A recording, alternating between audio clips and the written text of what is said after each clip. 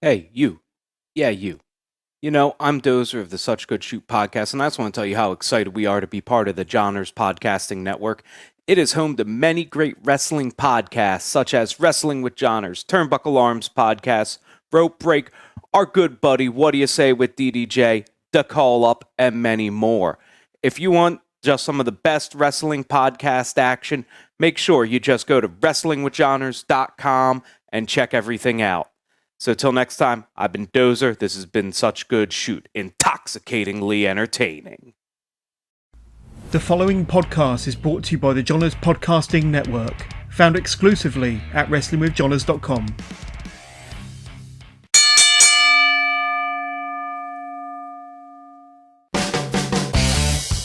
Attention wrestling fans. You're now about to listen to the band coming down the aisle from the main streets of South Elgin, Illinois, with a microphone in his hand and questions on his mind. This is Whaddya Say with DDJ.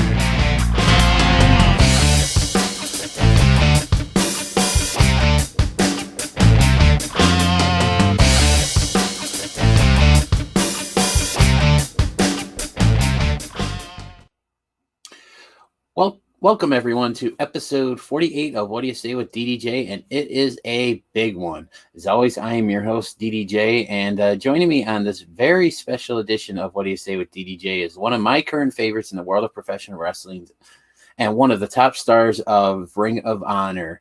And this gentleman will be involved in the upcoming Ring of Honor Best in the World pay-per-view coming up here on this coming Sunday, July 11th. His name is Silas Young. He's a former Ring of Honor television champion 2 times. And he will be going up against Josh the Goods Woods in a last man standing match. Should be a great one. So we're going to get to the interview here in a bit, talk a little bit about that match, as well as his upbringing in the world of professional wrestling. You hear some great stories. So go ahead and grab that nice cold beverage, grab a snack, get comfy, and enjoy this episode of Whaddya Say with DDJ, episode 48. And my guest this week, the last real man of professional wrestling, Silas Young. This is Steve Michaels, the master of the Chicago Bear Hug, and you are listening to Whaddya Say with DDJ. And if you don't listen, I swear I will send the rest of the legacy of brutality after you, and you don't want that. All right, we are back with another episode of Whaddya Say with DDJ, and joining me this week is a very special guest, one of my current favorites in Ring of Honor. He is a former 2-time AAW heavyweight champion, a 1-time National Wrestling Alliance Wisconsin heavyweight champion, a 2-time NWA Midwest heavyweight champion, and a 2-time Ring of Honor television champion, and wrestling's last real man. Ladies and gentlemen, joining me this week is Silas Young. Silas, how are you doing? I'm doing great, man. How about yourself? I can't complain. Again, thank you so much for doing this. This is a huge honor for me. I really appreciate you taking the time to do this. I'm happy to be here. Awesome. So I'm going to get right into it. Silas, how did you discover pro wrestling? I grew up with 5 older brothers, and they were all wrestling fans. So it's I just remember it from being really, really young. You know, it's one of my earliest memories. Awesome. Now you're from Milwaukee, correct? I'm from Appleton, Wisconsin, which is like about 20 minutes south of Green Bay. I've lived in Milwaukee for about the last 16, 17 years. Gotcha. But up there, back when you discovered wrestling, was it AWA days, or did you not get into it until after AWA? I mean, I think AWA might have it was still definitely around, but we more got WWF or NWA, WCW on TV by us. Gotcha. And when you started watching, who were some of like your early favorites? I mean, guys that you'd expect: Hulk Hogan, Ultimate Warrior, Andre the Giant. I mean, I started watching in like probably the, mid 80s, like, as early as I remember, like 85, 86. So, I remember guys like Ric Flair, Junkyard Dog, a lot of the guys I was I was a good little fan. I loved all the baby faces, I think a lot of us were back in that day when we first got into it. Right. And that's so how old were you, or what was the time frame about like when you decided that professional wrestling was something you wanted to do? I was about, I guess maybe about 19 or 20 years old. I had a buddy out of high school who had trained to be a wrestler, and I went and saw his first match, and it was kind of there that I decided that I wanted to do it. Awesome.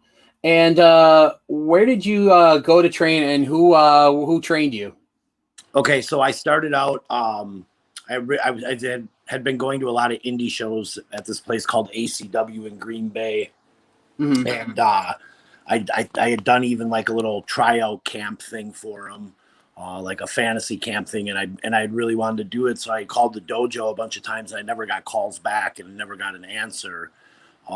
And then I had ran into my buddy who I went to high school with, and I told him, "Hey, I'm going to start training. I went and did this thing, and I'm going to start training." And he said, "Well, did you start yet?" And I said, "No." He's like, "Well, there's a place right here in town that I did my training at. Why don't you come check it out? We're going tomorrow." So then I went there with him, and it was this place called Packerland Pro Wrestling. And Cool. It was ran by this guy named Chris Bassett, who was like, he had done like jobber matches for AWA and WWF back in the early 80s. And he was a type of guy, he could teach you the real basics, like bumping and hitting the ropes and how to give, like a suplex and a body slam and a hip toss. But he wasn't the type to really teach, psychology or how to put a match together. So I had trained there for about a year, and I ended up getting hurt. And while during that time when I was hurt, I was kind of had some time to think. And by that point I'd met other people through wrestling, and I kind of realized that I needed to go somewhere else to kind of finish my training. So I ended up, by that time knowing some people that had worked for ACW, the one up in Green Bay. And I contacted Mike Mercury, who was the guy that kind of ran it at the time. And he had some students of his own. And he said, they're ready to work matches. Why don't you come up? And, we worked out a price, and I basically kind of finished my training there, learned, how to put matches together properly. Awesome. So doing a little bit of research, in preparation for this interview, one of the things I found out back in 2011, you did an interview where you had revealed that prior to getting into wrestling, you were a heroin addict, and that the wrestling training is kind of what allowed you to, overcome that addiction. What was it about the wrestling training, or what was the thing that allowed you to kick the habit?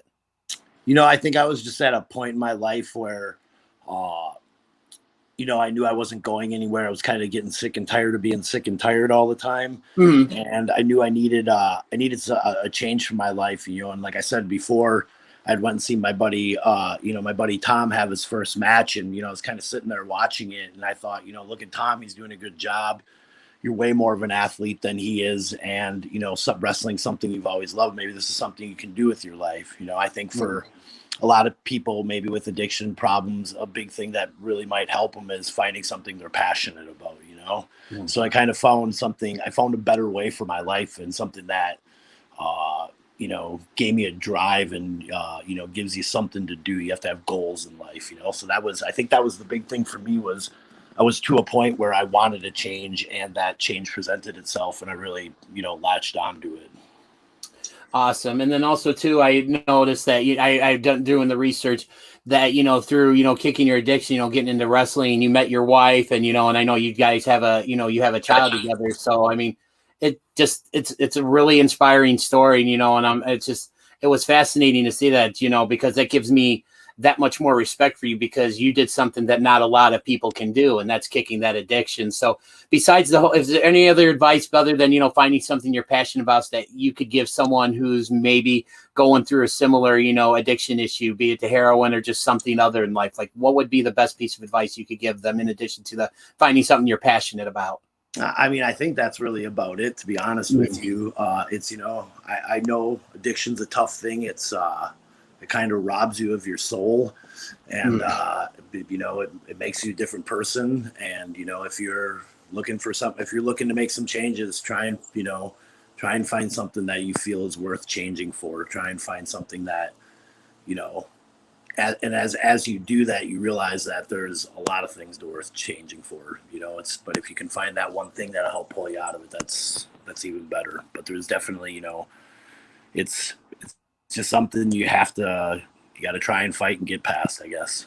It's hard to give a good piece of advice just because, it's a tough thing to deal with, It is, and just again, many props to you for being able to, to beat your addiction and go on to do what you've done in the business.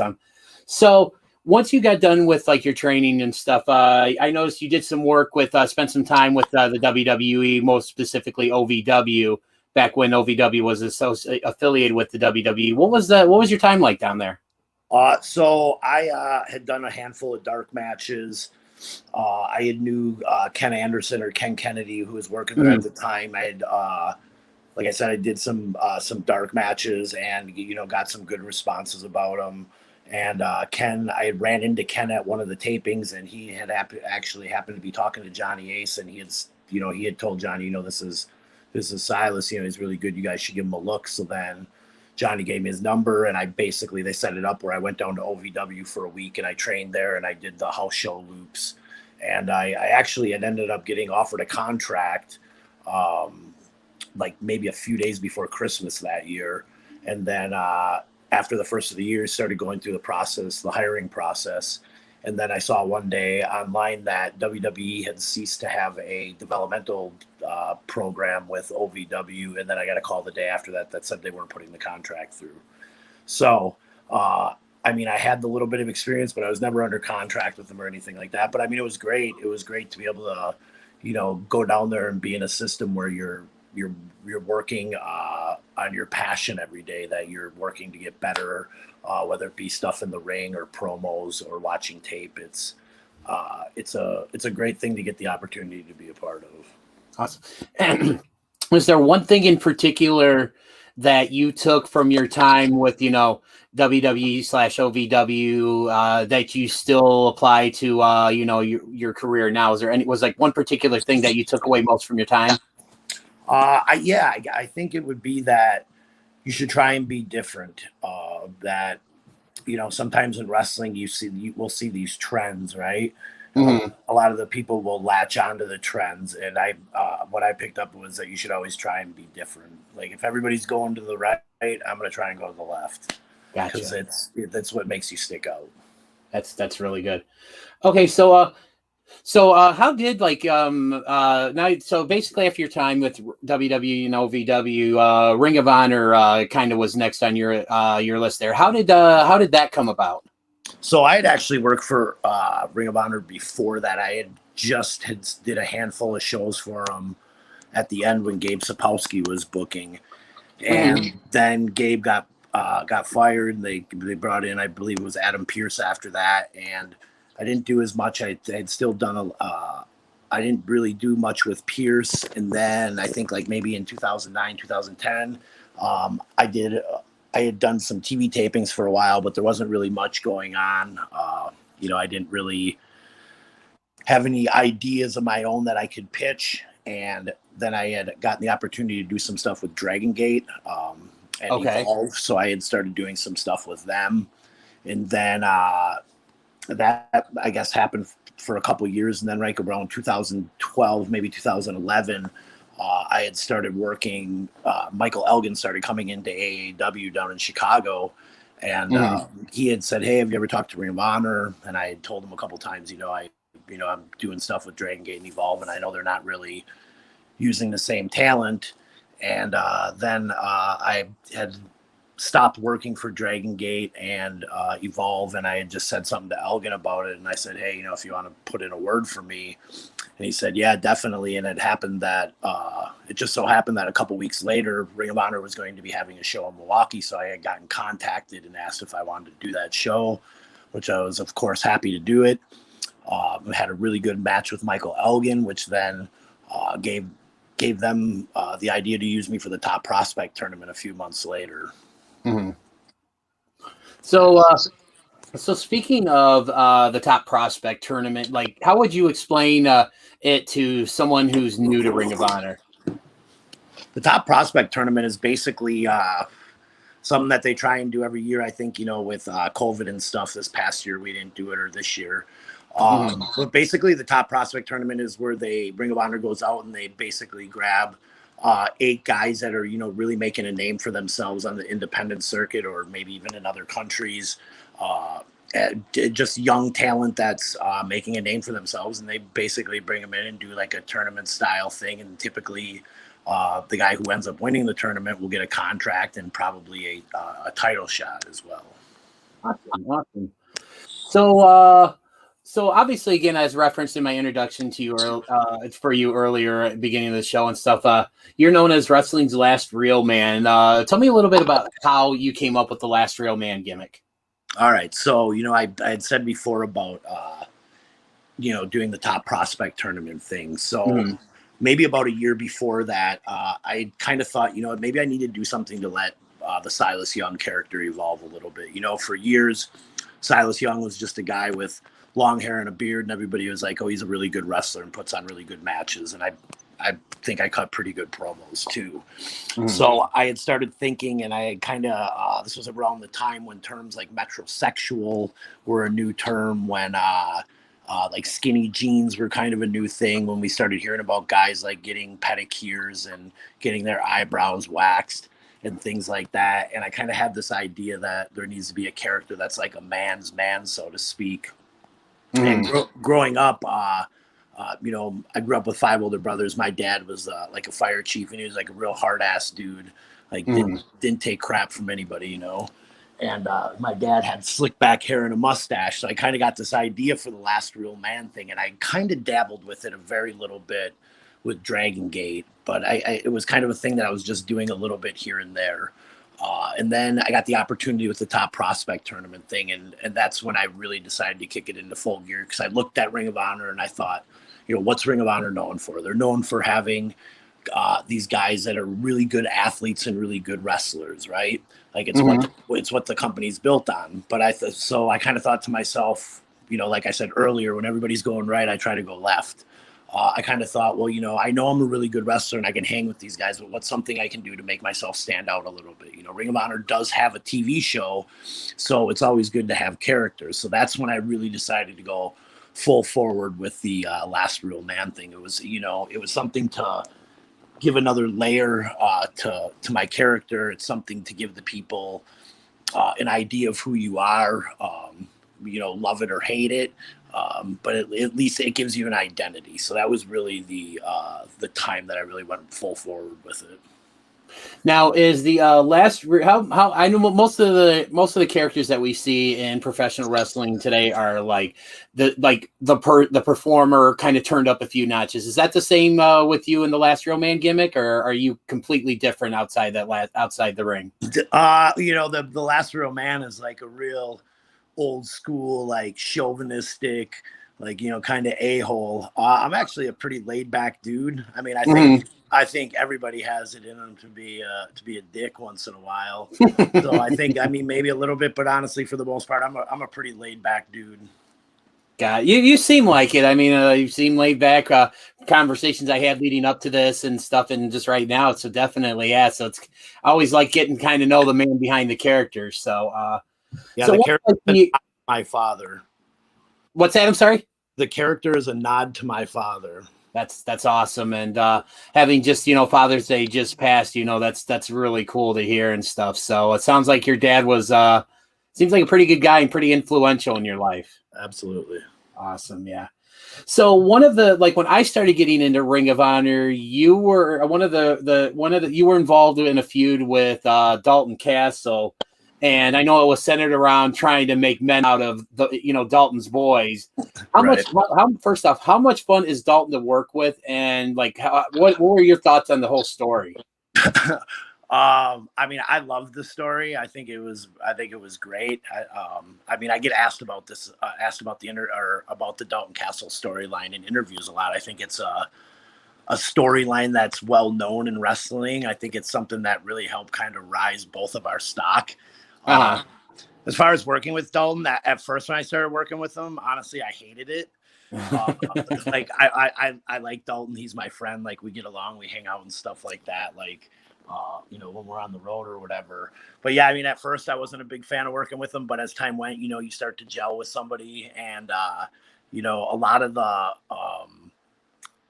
like skits and stuff that we did with the boys were stuff that was like collaborative ideas, not even just amongst me and Dalton, but a lot of the guys in the locker room, because it was a fun, entertaining storyline, and guys would just come up with silly ideas, and we'd start spitballing, and we just thought of so much ridiculous stuff we could do. So it was a lot of fun. I thought it was a storyline that a lot of people really enjoyed.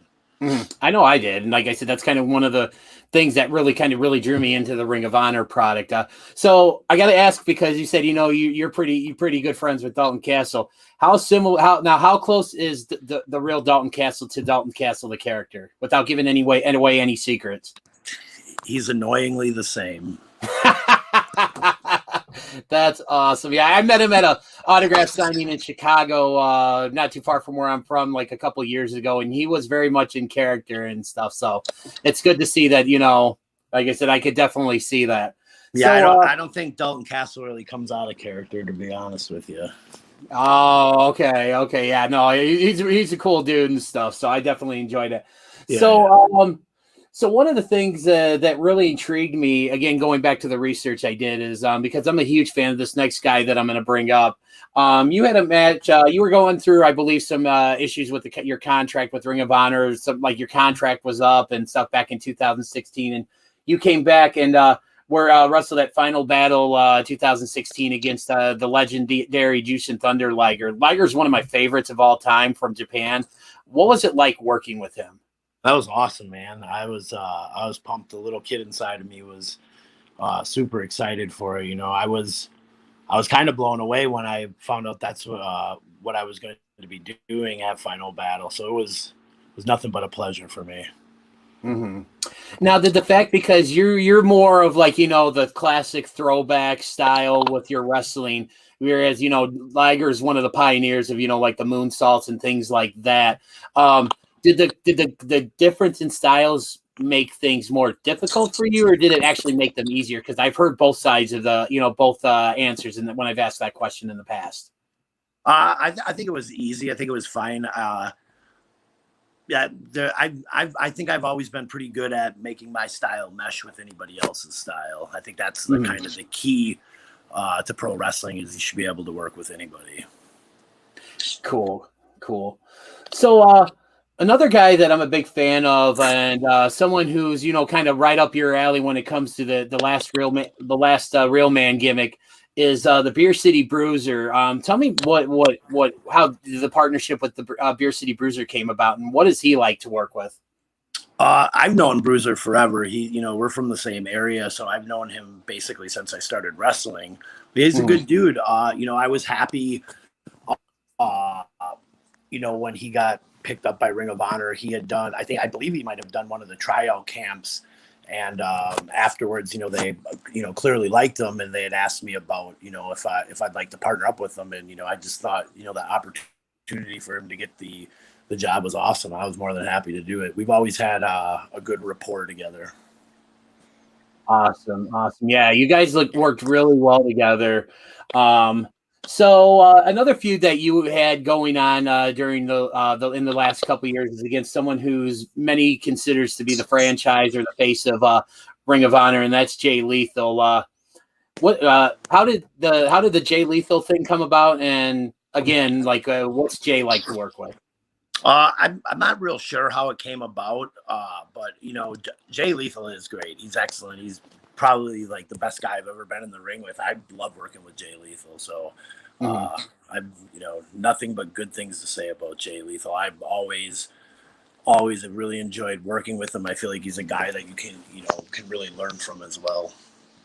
Awesome. That's I know he's pretty well revered, amongst wrestling fans, especially those that follow Ring of Honor. So again, I referenced earlier that you're a former two-time Ring of Honor television champion. What did it mean to you, and when you won that championship on both occasions? It's pretty cool. Honestly, you're always appreciative if you're able to win a title. You know, it means the company that you're working for believes in you. It means that the fans, you know, to an extent want to see that, or if you're a heel, they don't want to see that, you know, whatever the situation may be. But it's a good testament to your work. With that being said, you know, I've always been happy to win titles, but when I won the Ring of Honor World Television title, that felt like a huge accomplishment for me. You know, it's a world renowned title. You know, something that's recognized as, you know, kind of a big deal. I'm a handful of, like, I think 4 or 5 guys that have ever won the TV title on more than one occasion. So that as well is, you know, a pretty cool little feather in my hat, so to speak. So it felt like a really big accomplishment for me. You know, sometimes titles can feel like props, but when you win a title for a company that's, you know, paying a lot of guys' bills, that's on TV every week, it's a huge thing for anybody. Awesome. So now we're kind of getting into more what you're doing now. You formed a team with a guy by the name of Josh Woods, where you guys were, you know, God, the name of the team escapes me. I had it written down on my notes, but I can't remember where I put it. 2 guys, 1 tag. 2 guys, 1 tag. And then, you know, basically the partnership ended recently at the 19th anniversary pay-per-view where you turned on Josh. First off, what was it about Josh Woods that made you decide, you know, that you wanted to, you know, form a team with him? And then essentially, I guess, what went wrong? So, you know, Josh Woods is a guy who had been with the company for a couple of years. You know, he had been under WWE developmental at NXT. He was I think 2-time national champion collegiate wrestler. He had done some like MMA, like mixed martial arts, cage fighting stuff. I'm not real super familiar with that, so I can't say exactly what it was. But so, you know, he's a stud athlete, you know, and he's a guy that I think he had done a tryout camp and they liked him, so they had given him a job. He had been with the company for a little bit, and he was they were using him, but they weren't really doing much with him. I just don't think they knew exactly what quite to do with him yet. And at the time, I had just finished up a little storyline with John Gresham, and you know, I knew Josh was a guy that the company really liked, so I had just approached the people that you need to approach there and said, "Hey, look, I got this idea. What do you guys think of this?" I said, "I kind of want to do this thing with Josh, you know, because look at him. He's like a big, legit badass. Like he has like a real legit background." I said, "But, you know, from interacting with him backstage, he's a super funny guy." So I kind of was like, "Hey, I got this idea I want to do with him." I said, "It's like a really loose idea, but if you kind of give me the reins on it, like, I think we could put together some really good stuff." So, you know, if you look back at it, the way everything happened, you know, we basically ended up becoming tag partners, and, you know, we're kind of known for having some really good matches, but also putting on some really funny backstage material, some funny skits, and just good like promos and stuff together that people seem to enjoy. So the kind of the whole idea behind it was, we have this guy here that's a legit badass. He's got a great personality. We just need to find a way to show the people all of this, right? So that was kind of my whole idea going into it, was let's make the people care about Josh. So that was kind of my idea going into it. And I think that was obviously the idea of the company too, as well, was, hell yeah, let's make this guy a star because he looks like a star, you know. And now the way everything went, everything's been good. You know, our tag matches were good. People were upset when they saw us break up. We've had a handful of good matches since then that have been on TV. And at the pay-per-view on July 11th, we're having a last man standing match, which I just have to throw in there. I've never lost a last man standing match. So, you know, Josh may have very well, you know, kissed all that momentum goodbye when he asked for that. Right. And that actually kind of went into my list thing, was, you know, talking about the pay-per-view coming up here on the 11th. So one of the things I want to add, one of the things I've become a huge fan of in Ring of Honor, I watch the show on Ring of Honor TV every week on Fight TV. One of the things I've become a huge fan of is the pure division. What about the pure division and, like I say, a pure rules match really separates it and makes it unique from basically just about anything in pro wrestling, because there's really nothing like it out there. Right. Well, first off, I think the TV product that Ring of Honor has been putting out since last August is different than any wrestling product right now. You know, Yep. Of course, no one had fans, but a lot of places tried doing stuff like pumping in, fake audience noise, or having these these TV screens with a bunch of people sitting at their computer, watching. Ring of Honor went the complete opposite way. You know, they got these really cool, badass looking LED screens, and they put them on the three sides of the ring. And then, the fourth side was obviously the entrance. So I thought it gave it like a very cool, like real sport vibe to it. And it didn't make you feel like there wasn't fans there. I mean, clearly when you're watching it, you don't see fan reaction, but when you just see the shot, you don't think to yourself instantly, there's no fans. So I think they did a really good job of differentiating themselves with that. But then you look at the pure wrestling. The pure wrestling really, I think, helps the fans who really love just the actual wrestling aspect of wrestling. And I think it also the way the rules are and everything set up, it help even just like casual wrestling fans understand and appreciate the sport of it, I guess, a little bit more. Okay. They have the rules like you can't punch with a closed fist. If you get caught punching with you can't punch with a closed fist in the face. So if you get caught once, it's a warning. If you get caught twice, it's disqualification. Then there's also the rope break thing. You only get 3 rope breaks. If you use your 3 rope breaks and you get to the rope, it doesn't matter. The guy doesn't have to break the holds. So there's these other different rules that make it a little bit different than other pro wrestling, but it also makes the matches different. And I think the fans, because of that, really enjoyed it. The rules behind it is what make the matches different. Yeah, and I like I said, and just in conversations with my friends and my wrestling groups and things like that, I've expressed my love for the pure division. It's like one of my, if not my favorite thing currently in pro wrestling. The preparation for a pure rules match, how much different is it for you versus, say, just a standard match? It's different in the sense that I got to remember not to punch people in the face. I tend to get a little hot-headed in the ring, and I'm quick to throw a punch. So I have to really have my patience on point that day. There's that, and then I have to take into consideration if I'm going to go to the ropes or not. In a regular match, I can go to the ropes as much as I want. I can use it as a tool to try and get inside of somebody's head, but when you're in a pure match, you have to be a little bit smarter about when you decide to go to the ropes. So it's definitely it's a whole different thinking that goes into it. Gotcha. So a couple more questions here, and we'll start wrapping things up. We're gonna have a little bit more fun now. We're gonna talk. We're gonna do a little fantasy booking here.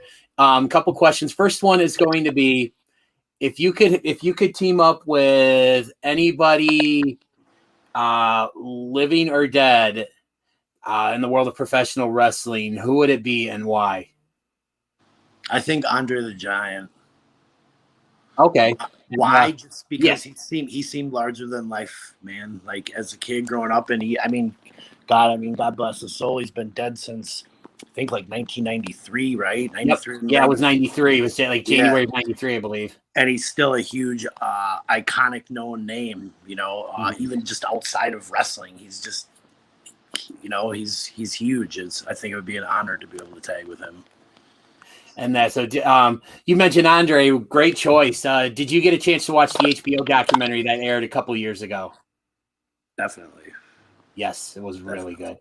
And then, okay, so we've asked you who your dream tag team partner was. Now, if you could book yourself one-on-one against anybody in any kind of match in any venue, who would it be? What would the stipulations be? And where would the match be held? That's easy. WrestleMania main event. It's the biggest payday there is in wrestling. So I like that. And against Shawn Michaels. Oh, okay. And why Shawn? Because he's the best of all time. All right, good enough answer there for me. All right, so again, you're from up in Wisconsin, Appleton / Milwaukee. I'm from South Elgin, Illinois, which is about 45 minutes west of Chicago. So I'm assuming, being where you're from, you are a Green Bay Packers fan. Absolutely. So I'm a Bears fan. I'm not gonna use that against you or anything like that. But I want to ask you just your take on the whole situation with Aaron Rodgers in Green Bay right now. What do you have to say about it? I think it's ironic that the same thing that's happening to him is the same thing that happened to Favre, and he was in the place that I guess Jordan Love would be in right now, right? Yep. So I think it's kind of funny. I think he's still going to play this year. I don't think that's going to not happen. But I also think that part of it's just the way the world is now. People love this drama, and they're always being this hanging question in the air of what's going to happen. I feel like part of it might just be a big media ploy to hype his name. And then but you said you think he'll play, so you think he'll be playing for Green Bay when the season kicks off in a couple months? I definitely think he will be. Okay, fair enough. So while we're talking about Aaron Rodgers, did you get a chance to catch him on Jeopardy at all? I think I caught a little bit of one episode, but not a lot. I heard he did really well though. Yeah, I watched an episode with my mom once when I was out at her house, and I was impressed. Yeah. He's a smart dude. I mean, I think anybody that's in the NFL and you're an NFL starting quarterback, you have to be an intelligent person. That's a lot of work of knowing what everybody's doing. Having to look at what the defense is doing and be able to call it, especially at a level like Aaron Rodgers. So I think it doesn't surprise me. I'm just saying. Gotcha. So one name that's also, and this is going back to wrestling a little bit here. One name that is synonymous with Milwaukee and wrestling is Crusher. Did you ever get a chance to catch him at a show, or ever get a chance to meet him, or what are your thoughts on the Crusher? I never did. They have a Crusher statue actually in South Milwaukee. So there's a place here where they have a Crusher statue. He was awesome, man. He was great. I loved his promos. I know a guy that was real influential in helping me in my younger years, a guy by the name of Angel Armani. He was actually I've heard that name before. Yeah, he's kind of the guy that helped put together the whole thing with getting the money together to build the statue. And I know he worked with the Crusher probably in the mid-'90s, and he was always a big fan of him. Nice. Now, have you had a chance to go see the statue? I have several times. Oh, yeah.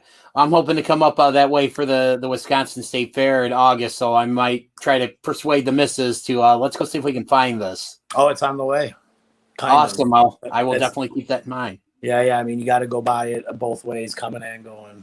Yeah, definitely. I'll keep that in mind. Yeah. So we talked football.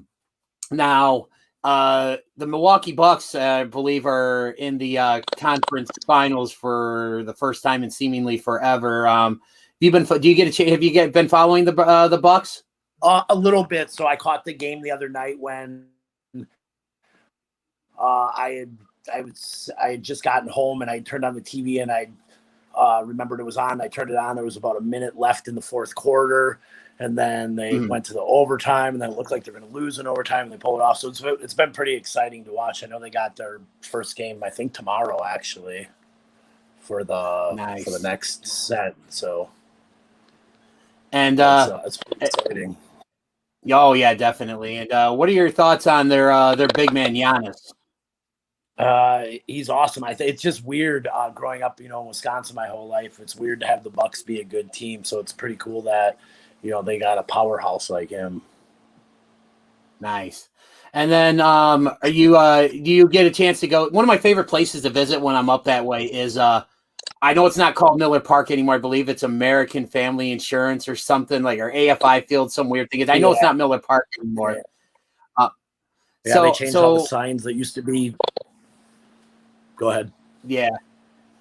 So are you do you get a chance to go to Brewers games at all?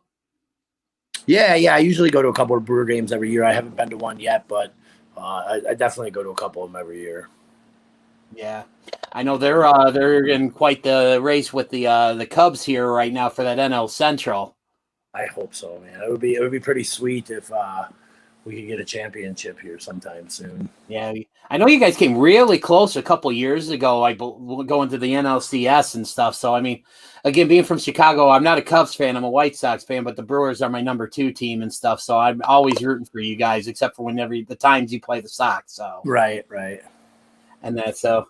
But yes, I think that's about all I got here. So before I let you go, I just want to give you some time to plug your social media, let people know how they can buy your merch. And then also, again, if you could give, the best in the world some love. So the floor is yours. How can people reach out to you? You can find me on Twitter and Instagram at Last Real Man ROH. You can find my merchandise on ringofhonorwrestling.com in the merchandise section, as well as prowrestlingtees.com/Silas Young.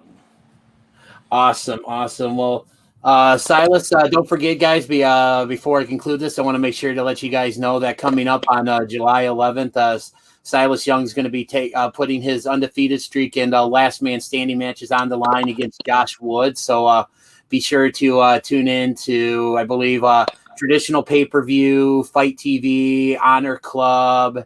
I believe those are the main ways you can watch it. Did I miss anything? I think you got him. Awesome. Yes, definitely check him out. I know I will be.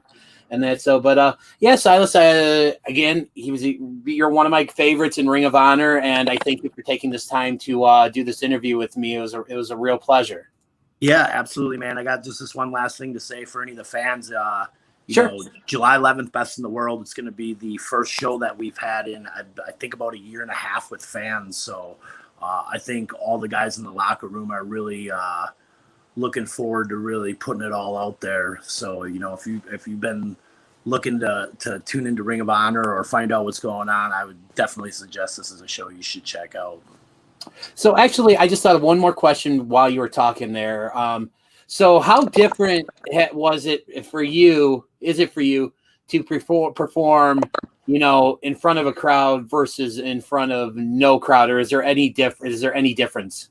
Oh, there's completely a difference. I think this whole thing without fans has made all the guys and girls in wrestling really appreciate how important fans are to the show.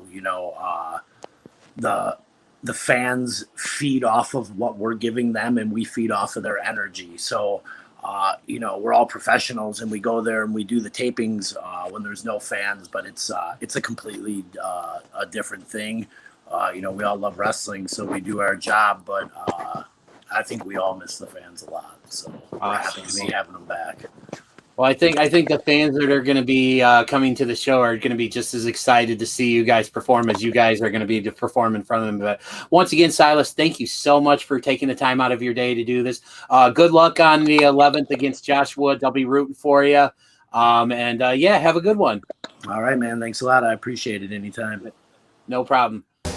This is Tim Storm, former NWA World Heavyweight Champion. You're listening to Whaddya Say with DDJ. If you love professional wrestling, this is where you need to get your information. Don't miss this. Alrighty, then I want to take a moment to thank Silas for his time. I thought he told some great stories. Great dude. Definitely, someone that if you don't know a lot about, you should definitely invest some time in. And so don't forget to check out Ring of Honor Best in the World this coming Sunday on Traditional Pay-Per-View. You can also get it through Fight TV. And if you're a member of Honor Club, which I am, you can also watch the show there. Should be a great card. You're going to have great matches like I believe Roosh versus the winner of the Survival of the Fittest tournament, Bandito. You're going to see for the Ring of Honor 6-man tag team championships, you're going to see Shane Taylor Promotions defend those belts against Dalton Castle, Eli Isom, and Dak Draper. We're also going to see Dragon Lee challenge Tony Deppen for the Ring of Honor Television Championship, and plenty more matches. Should be a great show. So definitely check it out. And again, go to prowrestlingtees.com/Silas Young to get your Silas Young merch, and check him out on Twitter, as well as all various social media outlets as well. He can be found on Twitter at Last Real Man ROH, I believe. Information is coming across the screen, as well as it'll be in the episode description if you're downloading this via audio. All right, well, that's all the time I have this week. I hope you enjoyed the episode. I know I did. And tune in next week for a brand new episode of What Do You Say with DDJ. We'll see you in about a week or so. Thanks for listening, everyone. Here at Toiletside Wrestling Talk, we interview the top wrestling stars on the independent wrestling circuit, with questions including, who exposed you to wrestling?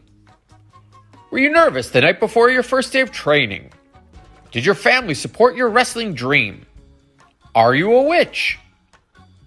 For $700,000, would you legally marry a horse? Have you ever cried from a Vin Diesel movie? These questions and much more on Toiletside Wrestling Talk.